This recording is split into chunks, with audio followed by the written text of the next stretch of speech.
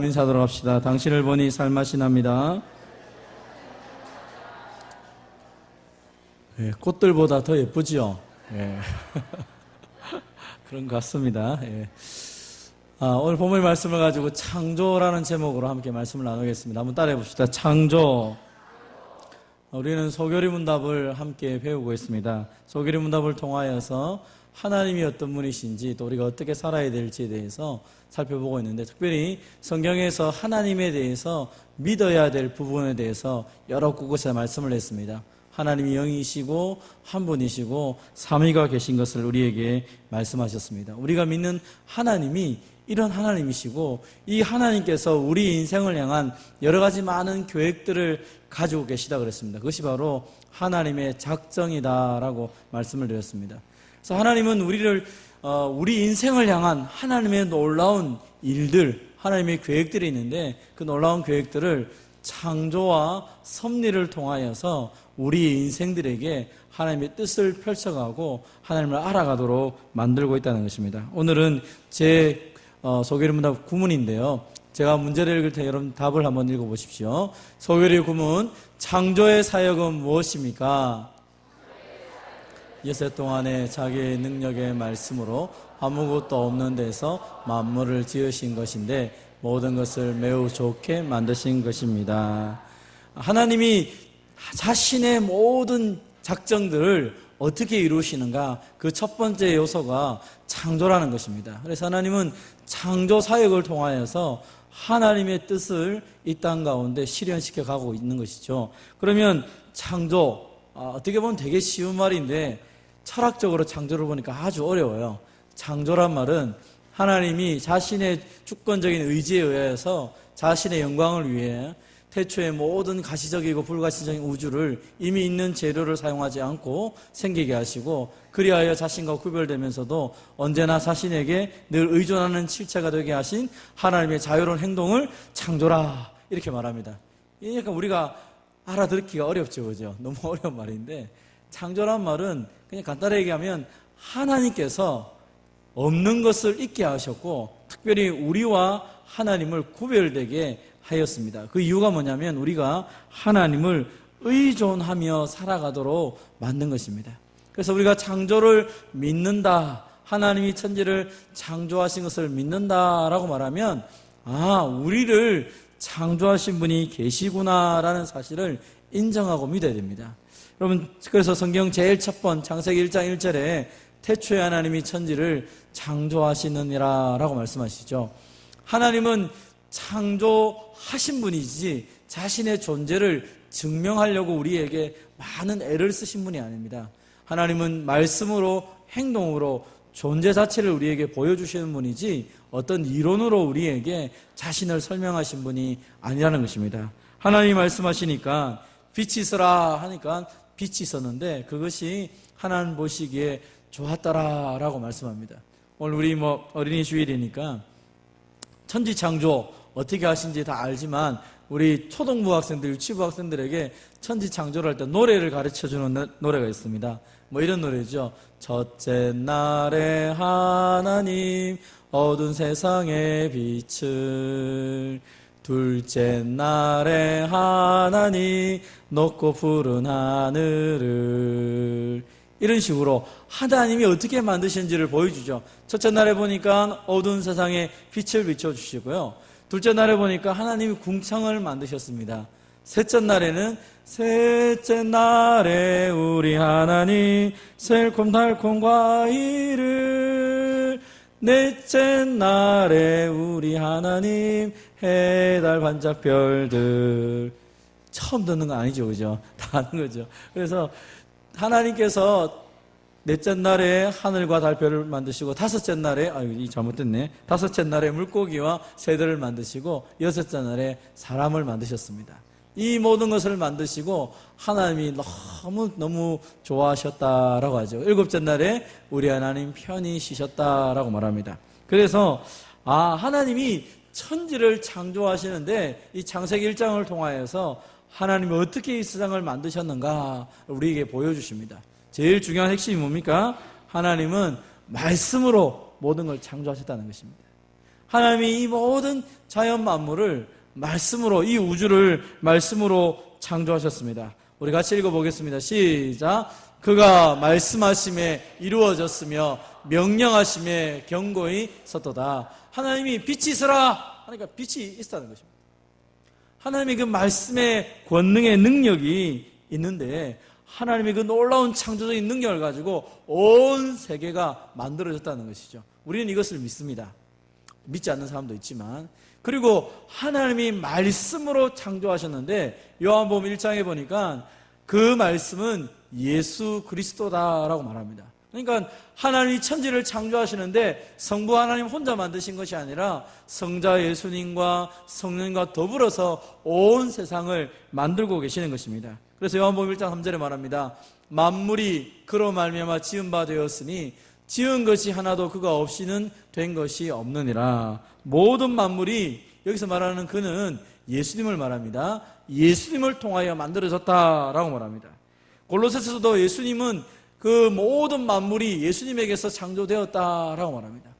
예수님에게서 창조되었기 때문에 누구든지 그리스도 안에 있으면 새로운 피조물이 되는 것처럼 예수 그리스도를 통하여서 모든 것이 새롭게 되는 줄 믿으시기를 바랍니다. 우리가 하나님을 믿고 예수님을 믿는다 말할 때 단순히 하나님이 천지를 창조하셨구나, 예수님은 우리의 죄를 위해 죽으셨구나, 이 정도 수준이 아니라 이 모든 창조가 삼위 하나님께서 목적을 가지고 창조하시고, 또 그것이 죄로 인하여서 엉클어지고 부서지고 무너지고 파괴가 되고 타락되고 그것이 제대로 기능을 하지 못할 때 하나님께서 예수님을 보내주셔서 그 창조하신 예수님이 다시 예수님의 보혈의 피로 온 세상, 특별히 하나님의 백성까지도 새롭게 창조하였다라고 말씀을 하시는 것입니다. 그래서 우리가 그 하나님께 영광과 존귀를 돌리는 것이 당연하죠. 왜요?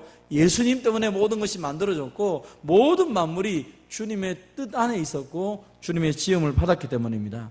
그런데 이 창조를 믿지 않는 사람들은 이 모든 것들이 창조가 아니라 다른 것에 의해서 만들어졌다라고 생각합니다. 대부분의 경우는 우연히를 말합니다. 빅뱅 이론처럼 큰 폭발을 인하여서 우연히 온 세상이 만들어지거나 아니면 어떤 미개한 부분에서 조금 더 진화된 것, 점점 진화되어서 단세포가 다세포가 된 것으로 그렇게 이야기를 합니다. 여러분, 왜 많은 사람들이 하나님이 창조했다라는 사실보다 우연히 만들어졌다는 그 사실을 더 믿으려고 애를 쓰고 더 우연히 됐다는 것이 진실이라고 그렇게 이야기를 하려고 합니까? 여러분, 여기서 아주 중요한 것이 하나 있습니다. 우리가 주님의 창조를 믿는 것과 아니면 창조가 아니라 세상이 우연히 되었다는 것을 믿는 것과는 엄청난 차이가 벌어집니다. 사람들이 빅뱅 이론이나 아니면 갑자기 우연히 혹은 내가 어떤 단세포 식물에서 이렇게 진화가 되어서 사람이 되었다고 생각하면 사람을 죽이는 것을 죄책감 느끼지 않습니다. 여러분, 파리 죽이면서 죄책감 느낍니까? 바퀴벌레 때려잡으면서 아이고 내가 우리 조상님을 죽였네 이렇게 말하는 사람 아무도 없다는 것이죠. 에이 팍 그냥 하는 것이죠. 만약에 그것을 정말로 믿고 살아간다면 이 모든 것들이 다 하나인데, 그러면 내 인생에 오래 살다 죽거나 아니면 바퀴벌레처럼 맞아 죽거나 아니면 파리처럼 맞아 죽거나 무슨 인생의 의미가 있냐는 것이죠. 그래서 많은 사람들이 인생을 살아가면서 자꾸 허무주의에 빠지는 것입니다. 많이 가지면 행복할 것처럼 보여서 재물도 많이 모아봤습니다. 근데 나중에 한순간에 재물이 날아가더라고요. 제 아는 친구가 신학 공부를 하다가 신학 공부 재미가 없어서 하나님 이게 아닌가 봐요 하면서 장사를 시작했는데 한 수십억을 벌었는 것 같아요. 너무 돈을 많이 버니까 역시 목사가 되는 게 아니라 장사꾼이 내 인생의 뜻이야, 하나님 뜻인가 봐. 장사 열심히 했는데 쫄딱 망해가지고 빚이 엄청나게 졌습니다. 그러나서 손 들고 옵니다 하면서 다시 신학 공부를 시작했어요. 지금은 이제 목사가 되었는데 이 친구가 저한테 하는 이야기가 겁니다. 야, 종혁아, 내가 돈 벌어봤는데 나도 몇십억 정도 만져봤는데 이거 아무것도 아니더라. 하나님이 부시니까 한목에 날아가더라. 그래서 내가 진짜 인생의 허무함을 깨달았다. 물론 제 친구이기 때문에 여러분보다 인생을 많이 못 살았을 수 있을 것입니다. 대부분의 사람들이 뭔가를 돈이 많으면 좀 괜찮을 것처럼 보이지만 한순간에 날아가지 않습니까? 요즘 TV를 보면 앞에 정부에서 관료를 했던 것이 아무 의미가 없는 것이 얼마나 많이 느껴집니까? 차라리 저분이 장관이 안 되고 차라리 저분이 높은 자리에 안 올라갔으면 저렇게 비참하게 사람들에게 손가락질을 안 당했을 텐데 그런 것도 느껴집니다. 그러니까 요즘 젊은이들이 깨달은 게 뭡니까? 다 허무하다는 것입니다. 허무하니까 염세주의자로 살아가는 거죠. 있을 때 많이 놀고 젊었을 때 많이 놀고 늙으면 어차피 죽을 건데 돈 없으면 뭐 병원 가면 되지 하면서 자기 인생을 쾌락으로 빠지는 경우가 있다는 것입니다. 그 근본이 왜 그런 인생을 살아가느냐? 자꾸 배우는 것입니다. 너는 진화된 인생이고 온 우주는 갑자기 생긴 것이고 모든 게 갑자기 생기고 우연히 생겼는데 왜 인생에 대해서 목표를 가지려고 하느냐? 그냥 대충 살아라 대충. 그것이 우리가 지금 배우고 있는 교육이라는 것입니다. 꿈이 없죠. 왜 꿈을 가집니까? 아니, 꿈을 가질 이유가 없죠. 그만 허무한 인생인데 살다가 마음대로 하다가 사람을 왜 쉽게 죽입니까? 게임을 하다가 실제로 한번 죽여보고 싶다는 거예요. 죽여봤는데 별 재미가 없는 거예요. 그게 끝이에요. 그 다음이 없다는 거예요. 사람들이 그렇게 허무주의로 빠지거나 쾌락주의로 빠지거나 또 한 사람들은 얘기합니다. 아니다. 내가 신이 될 수 있어. 돌을 닦기 시작하고 남들이 못하는 그 엄청난 일들을 해나가면서 내가 좀 더 영적으로 탁월한 사람이 되어야겠다 생각해서 자기 스스로 신이 되기 위해서 도약을 하려고 합니다. 기도도 많이 하고 금식도 많이 하고 수행도 많이 하고 더 어디 가서 공부도 많이 하고 그러면 된다고 생각하는 것이죠. 결국 망하는 것입니다. 왜요? 내 인생의 시작이 우연이었기 때문에 그렇습니다. 그런데 오늘 우리가 왜 창조를 믿습니까?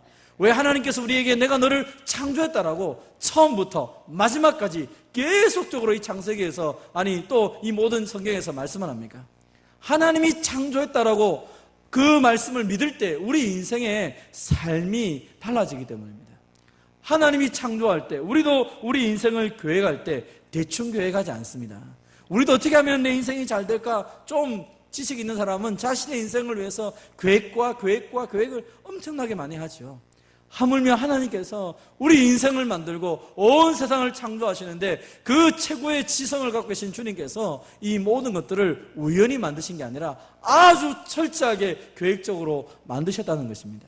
그래서 하나님이 내 인생을 향하여 이렇게 많은 것을 창조하시고 또 이렇게 많은 것을 준비해 놓으시고 내 인생을 시작부터 마지막까지 하나님이 계획하신 것을 믿을 때에는 감사할 수밖에 없죠. 놀라울 수밖에 없습니다. 나는 우연히 간 것처럼 보이고 나는 어쩌다 한 것처럼 보이지만 그 모든 것들이 하나님의 섭리와 계획 안에 있다는 것을 믿을 때에 우리는 감사할 수밖에 없는 것입니다. 우리가 조금 전에 예배 전에 불렀던 찬송처럼 은혜 아니면 살아갈 수가 없다.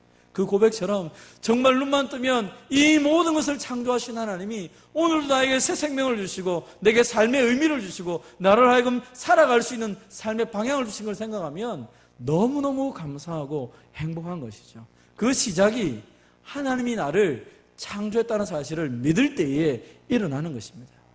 왜냐하면 하나님의 그 창조의 목적을 따라 살아가고 하나님이 주시는 창조의 능력을 붙잡고 살아갈 때 우리 인생은 아주 의미 있는 인생이 되기 때문입니다. 하나님은 그것을 기억하시면서 우리에게 계속적으로 말씀하시는 것이죠. 내가 너를 창조했다. 온 세상 내가 창조했으니까 너 기억하고 이 하나님의 그 창조를 믿고 이 삶 가운데 속에서 힘있게 살아라. 하나님이 너의 인생에 복을 주시는 이유는 내가 너를 창조했고 내가 너를 주장하기 때문이다 라고 말씀하시는 것입니다. 오늘도 우리를 창조했을 뿐 아니라 온 세상을 창조하신 하나님을 나의 아버지로 믿으며 살아가는 저와 여러분 되시기를 바랍니다. 같이 제가 또 질문하겠습니다. 소교리 신문, 하나님께서는 사람을 어떻게 창조하셨습니까? 하나님께서 사람을 남자와 여자로 자기의 형상을 따라 지식과 의와 거룩함으로 창조하시되 피조물을 다스리게 하셨습니다. 하나님이 그러면 온 세상은 하나님이 말씀으로 창조했는데 그러면 사람은 특별히 어떻게 창조했습니까? 창세기 1장을 보니까 하나님께서 사람을 창조하시는데 어떻게 창조하십니까? 우리의 형상을 따라 우리의 모양대로 사람을 만들고, 하나님이 우리를 만드셨는데 하나님의 형상대로 만드셨다라고 말합니다. 우리가 조금 이따 하나님의 형상이 무엇인지에 대해서 조금 더 함께 살펴보고자 합니다. 우리를 하나님의 형상대로 만드셨어요. 그리고 남자와 여자를 창조하셨다라고 말합니다. 왜 하나님은 그냥 남자 여자 굳이 남자 여자 할 필요 없이 그냥 온전한 한 사람 딱 만들면 되는데 왜 남자와 여자를 이렇게 두 종류의 사람을 만드셨을까? 그럼 고민해보고 생각해 보신 적이 있을 겁니다. 하나님이 이 남자와 여자를 창조하셨던 가장 큰 이유는 이 남자 여자가 서로 의지하며 하나가 되는 것처럼 하나님을 의지하며 살아가는 것이 인생인 것을 하나님 우리에게 가르쳐주기 위해서 남자와 여자를 창조하였다라고 말씀을 합니다. 그리고 특별히 사람을 만드실 때는 흙으로 사람을 지으시고 생기를 그 코에 불어넣으니 사람이 생명이 되었다, 살아있는 존재가 되었다라고 말씀을 합니다. 창세기 1장에 보면 이 생명, 살아있는 존재가 되었다, 이 단어는 사람에게만 포함된 것이 아니라 짐승들을 지었을 때도 하나님이 살아있는 존재로 만들었다, 생명이 되게 하셨다라고 말씀을 합니다. 그런데 유독 특별히 이 창세기 2장을 통하여서 한 번 더, 창세기 1장은 온 세상에 대한 창조에 대한 것이라면 창세기 2장은 그 온 세상 중에서 사람에게 집중하여서 어떻게 이 모든 세상을 창조하면서 사람은 어떻게 창조했는지를 더 자세하게 보여준 것이 창세기 2장입니다. 어떤 사람은 창세기 1장에서 사람 한 번 더 만들고 2장에서 한 번 더 만들었다 이렇게 말하는데 그것은 성경을 모르는 이야기입니다.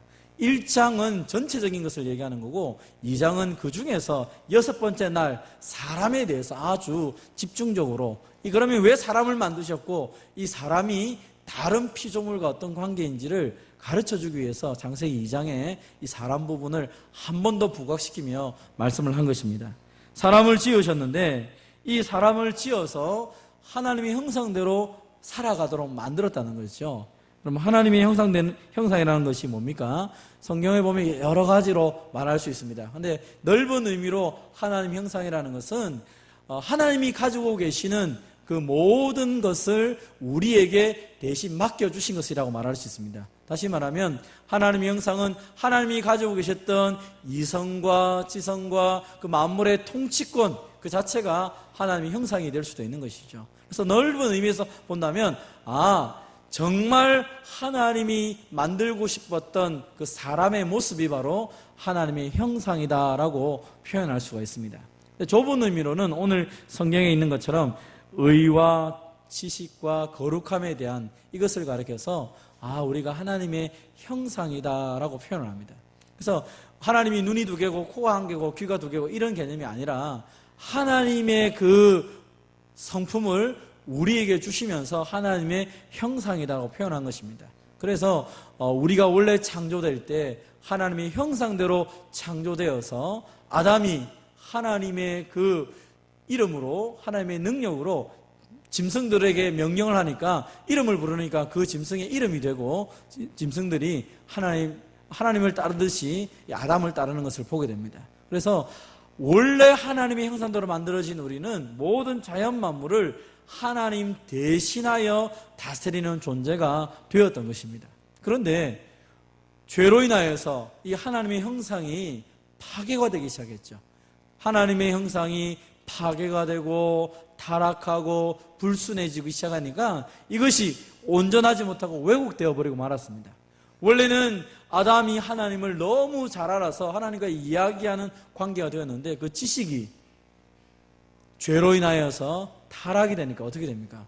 하나님이 아닌 자기보다 좀 힘센 것이 하나님인 줄 착각하면서 경배하는 경우가 생겼습니다. 그래서 사람들이 자기보다 힘 있는 사람, 힘 있는 짐승, 힘 있는 현상, 힘 있는 장소 이런 데를 가면 다 신이라 생각하고 어떤 사람은 돌에다가 어떤 사람은 사람에다가 어떤 사람은 나무에다가 막 빌면서 자신의 도움을 도와달라고 하는 경우가 있죠.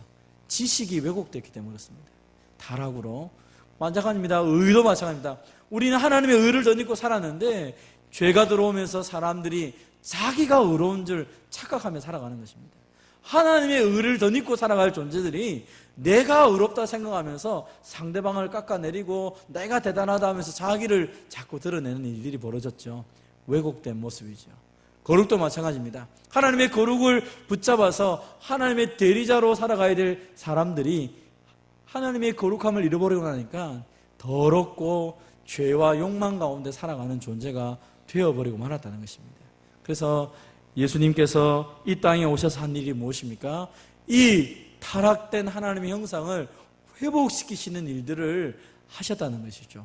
하나님은 우리에게 이 완전한 하나님의 형상을 주심을 통하여 아주 우리가 하나님의 대리자로 소중하고 아주 존귀한 존재로 살아가도록 만들었는데 죄 때문에 우리가 서로를 그렇게 바라보지도 않고 나를 그렇게 바라보지도 않는 것입니다. 한번 따라해 봅시다. 나는 소중하고 존귀한 존재입니다. 옆 사람에게 말합니다. 당신은 소중하고 존귀한 존재입니다. 같이 합니다. 우리는 소중하고 존귀한 존재입니다. 왜냐하면 하나님이 나를 만드셨기 때문입니다.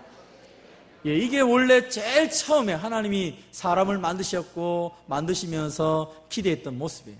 그런데 지금 아마 여러분도 자기 자신이 소중하다고 느껴지지 않는 경우가 더 많을 거예요. 내가 옆 사람과 자꾸 비교가 되고 뭔가 좀 잘못하고 나면 내가 그거 안 했어야 되는데 괜히 왜 했지? 자신을 자책하면서 늘 괴로워하는 사람도 많이 있습니다. 그리고 비교합니다. 나 같은 사람이 어디 가서 잘났다고 말할 수 있을까? 스스로 낙담할 때도 있는 것이죠. 오늘 성경에서 그 모든 죄로 인하여서 우리가 우리 자신을 제대로 바라보지 못하는 것과 상대방을 바라보지 못하는 그 문제를 예수님을 통하여 변화되었고 새롭게 하신다고 약속하셨습니다. 한번 따라해 봅시다. 예수님 안에서 나는 새롭게 변화되었습니다. 우리가 이 확신이 있어야 돼요. 어그러지고 타락되어진 하나님의 형상이 내가 예수님을 믿고 예수님 안에 있을 때 예수님의 그 창조의 능력, 부활의 능력을 통하여 내가 새로운 존재로 바뀌었구나. 그래서 지금부터는 이렇게 하셔야 됩니다. 한번 따라합시다. 나는 소중하고 존귀한 존재입니다. 당신은 소중하고 존귀한 존재입니다. 이것을 하나님이 나를 창조하시고 하나님 우리를 창조하신 것을 믿는다면 이렇게 선포하고 사셔야 된다라고 성경은 말하는 것입니다. 왜 하나님은 우리를 그렇게 소중하고 훌륭한 존재로 만드셨습니까? 그것은 우리가 하나님의 것이기 때문입니다. 하나님의 것. 창조를 믿는다는 것은 무엇을 의미합니까? 크게 두 가지입니다. 한번 따라해 봅시다. 창조는 내가 하나님의 백성인 것을 믿고 선포하는 것입니다. 하나님이 나를 창조했다. 그 말은 무슨 말입니까? 나는 하나님의 백성입니다. 하나님은 내 하나님이십니다. 이것을 붙잡는 것이지. 이게 어려운 말로 언약입니다. 언약. 그래서 창조를 믿는 사람들은 내가 잘못했기 때문에, 내가 실수하기 때문에 그러면 하나님께 회개하면 되는 것입니다. 하나님께 회개하고 사람한테 잘못한 것은 사람한테 회개하면 됩니다. 그러면 되는 것이지 다른 것이 없는 것입니다. 그래서 나의 잘못뿐 아니라 내가 하나님 앞에서 온전한 언약의 관계를 늘 유지하려고 살아가는 것이죠. 또 한번 따라해 봅시다. 나는 영원한 하나님의 나라를 향하여 갑니다. 여러분, 우리는 순환적인 인생을 살아가는 사람이 아닙니다.